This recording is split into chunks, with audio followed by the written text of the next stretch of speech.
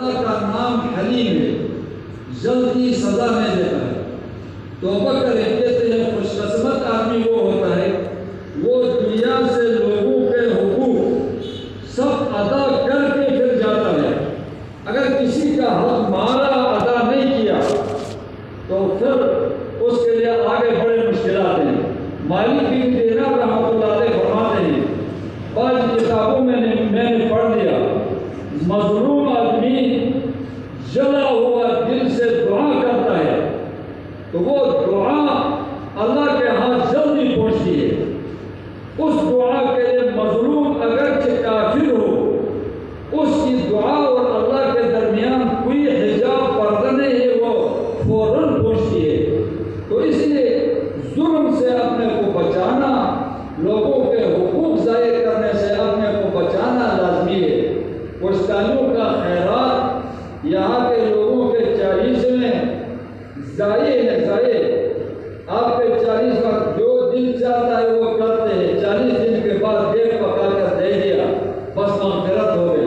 اپنے کو دھوکہ دیتے ہیں، دیکھ پکانے سے کسی کی مغفرت نہیں ہوتی ہے۔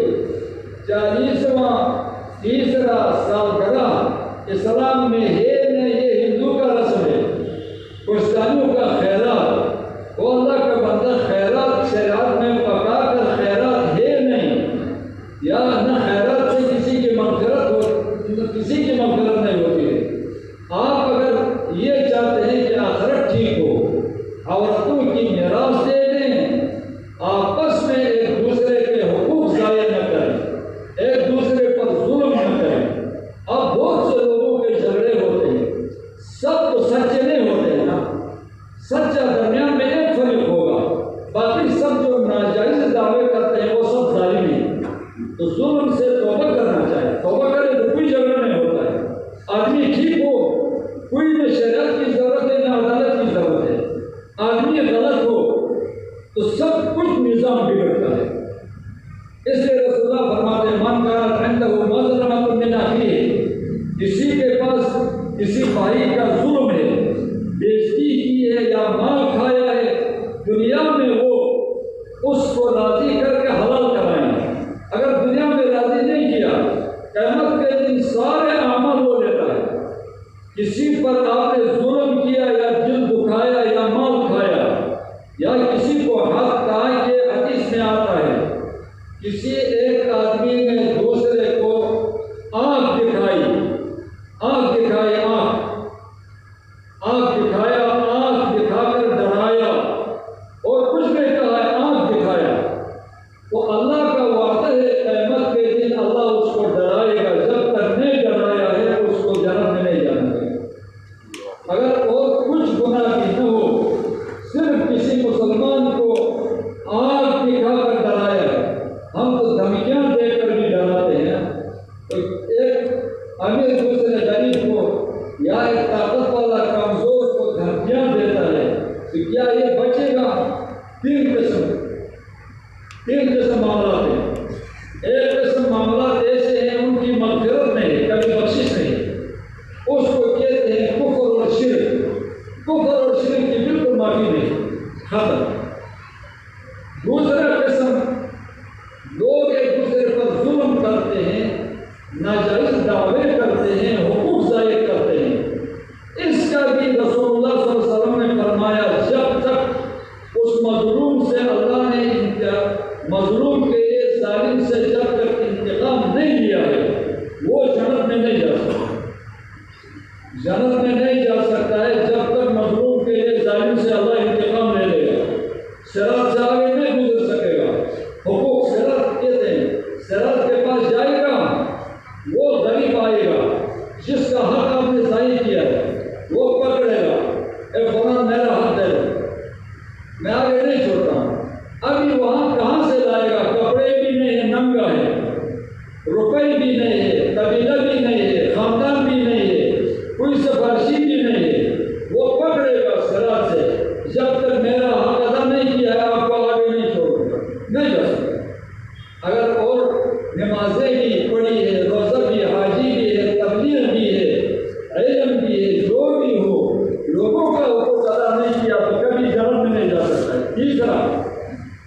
اللہ کے حقوق ہیں۔ نماز میں کوتاہی ہو گئی، روزہ میں، زکوٰۃ میں، حج میں اللہ کے حقوق میں کچھ کمی ہو گئی تو صدق دل سے توبہ کی تو اللہ معاف کرے گا یا نہیں کرے گا، اللہ کا اختیار حتمی فیصلہ نہیں ہے۔ لیکن بندوں کا حقوق کبھی معاف نہیں ہوتا ہے، شرک کبھی معاف نہیں ہوتا ہے۔ اس لیے کہتے ہیں آدمی کے لباس کو نہ دیکھو، آدمی کے پگڑی کو نہ دیکھو، آدمی کے داڑھی کو نہ دیکھو، نمازوں کو نہ دیکھو، تبلیغ کو نہ دیکھو، حج عمرہ کو نہ دیکھو۔ آدمی معلوم کرنا ہو تو معاملات دیکھو، معاملات میں کیسا ہے۔ اگر معاملات میں سیدھا ہے، جھوٹ نہیں بولتا ہے، جھوٹے دعوے نہیں کرتا ہے، کسی کا حق نہیں دباتا ہے، سمجھو یہ متقی ہے۔ اگر حق دباتا ہے، نماز بھی ضائع، روزہ بھی ضائع، حج بھی، اکثر لوگ ایسا کرتے ہیں۔ عبادت کہتے ہیں عبادت کرنا آسان ہے، عبادت کو بچانا مشکل ہے۔ نماز پڑھنا، روزہ، حج، زکوٰۃ، تبلیغ آسان ہے، علم آسان ہے، لیکن ان کو بچانا مشکل ہے۔ کسی کو گالیاں دے دی یہ ضائع ہوتا ہے، کسی پر ظلم کیا اور ڈرایا، مال کھایا، ناجائز دعویٰ کیا تو وہ اچھا عمل جو ہے وہ ضائع ہوتا ہے، بچانا مشکل ہوتا ہے، بچانا۔ ابو بکر صدیق رضی اللہ تعالیٰ عنہ فرماتے ہیں، ہم غزہ سے واپس آئے، رسول اللہ صلی اللہ علیہ وسلم سے میں نے عرض کیا یا رسول اللہ اوصنی، مجھے وصیت فرمائیں۔ تو رسول اللہ نے مجھے وصیت فرمائی۔ کیا وصیت فرمائی؟ کہا اقیم الصلاۃ المکتوبہ، صلاۃ المکتوبہ۔ ایک وصیت یہ ہے فرض نماز میں چھوڑو۔ کیوں؟ یاد رکھیں فرض نماز جو چھوڑتا ہے بلوغ کے بعد، مرد ہو یا عورت ہو، یہ مسلمان ہے یا کافر ہے، 3 ائموں کا اختلاف ہے۔ ایک فرض نماز بلوغ کے بعد مرد یا عورت جان بوجھ کر چھوڑتے ہیں تو یہ مسلمان ہے یا کافر ہے؟ 4 ائموں میں اختلاف ہے۔ امام احمد بن حنبل نے کہا یہ کافر ہے اور قتل کر کے ختم کر۔ امام شافعی اور امام مالک نے کہا کافر نہیں ہے لیکن اس کو جلدی قتل کرو۔ ایک بھی نماز نہیں پڑھی، اس کو قتل نہیں کیا تو دوسرا بھی نہیں پڑھے، عادت خراب ہوتی ہے، قتل کرو۔ صرف امام ابو حنیفہ فرماتے ہیں قتل نہ کرو، مارو اور جیل میں ڈالو۔ کتنا مارو؟ خون نکلنے تک مارو اور جیل میں ڈالو، صحیح توبہ کرنے تک جیل میں بند کرو۔ صحیح توبہ کی تو پھر نکالو۔ ابھی ایک گھر میں کوئی ایک نماز نہیں پڑھتا ہے تو کہتے ہیں کہ 40 گھروں تک اس کا اثر ہوتا ہے۔ ایک بے نماز کی وجہ سے 40 گھروں تک، چاروں طرف 40 گھروں تک اثر ہوتا ہے، لوگوں میں سستی پیدا ہوتی ہے۔ دوسرے فرمایا زکوٰۃ ادا کریں خوشی سے۔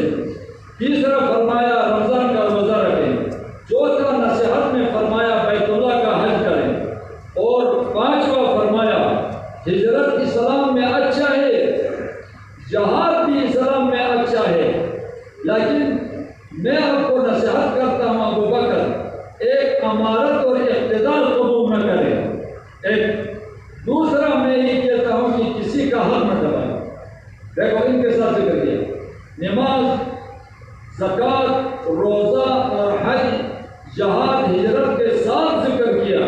میں آپ کو وصیت کرتا ہوں کہ ایک اقتدار قبول نہ کریں کسی کا، اور دوسری وصیت کرتا ہوں کہ کسی کا حق نہ دبائیں، کیونکہ حق دبایا میں بھی سفارش کر کے نہیں بچا سکتا۔ رسول اللہ نے فرمایا ظلم کیا، حق دبایا میں بھی سفارش کر کے نہیں بچا سکتا ہوں، پھر کوئی بھی آپ کو نہیں بچا سکتے۔ ہمارے علاقوں میں اکثر یہ خصوصاً شاملات میں ظلم ہوتا ہے، ایک دوسرے پر ظلم کرتے ہیں، مال کے لینے کی یہ کوشش ہوتی ہے۔ کسی طرح سے بھی مولوی کے پاس جا کر یا عدالت کے پاس آ کر جیتنے کی کوشش کرتے ہیں۔ میرے بھائی یاد رکھیں، جیتنے کی کوشش کریں اس کو شریعت نہیں کہتے۔ آپ ہر ایک جیتنے کی کوشش کرتے ہیں یا سفارش کرواتے ہیں، اس کو شریعت نہیں کہتے، یہ شریعت نہیں ہے، یہ شرارت ہے۔ شریعت شریعت اس کو کہتے ہیں ہر فریق کی یہ خواہش ہو، ہر فریق کا یہ مطالبہ ہو کہ حق ظاہر ہو، حق ظاہر ہو، میرا حق ہے تو وہ ظاہر ہو، اوروں کا حق ہے تو حق ظاہر ہو۔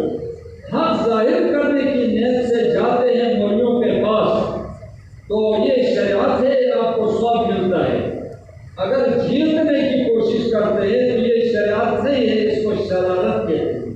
اور بہت سے ہمارے علاقوں میں ظلم کا نام بھی شریعت رکھا ہے۔ ایک امیر آدمی غریب پر دعویٰ کرتا ہے اور غریب سے کہتا ہے او میرے ساتھ شریعت کرو، وہ امیر کے خلاف کوئی گواہی بھی نہیں دے سکتے، بس وہ جیت جاتا ہے، تو وہ ظلم کا نام بھی شریعت رکھا ہے۔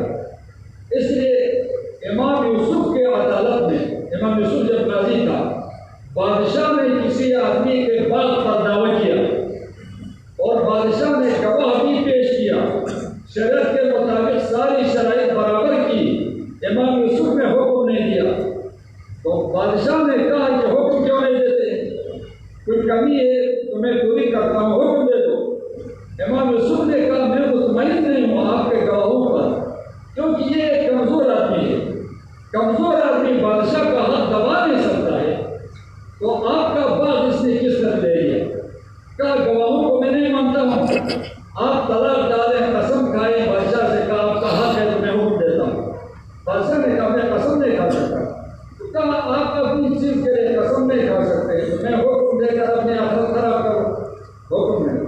اور بہت سے مولوی ایسے تھے، ایک کمزور ایک طاقت مند شریعت کے لیے آتے تو مولوی وہ کہتا تھا کہ یہ طاقت مند پر یہ غریب ظلم نہیں کر سکتا ہے، تو طاقت مند سے کہتا تھا آپ ظالم میں ظلم کرتے ہیں، جاؤ، آپ کا کوئی ایسا نہیں۔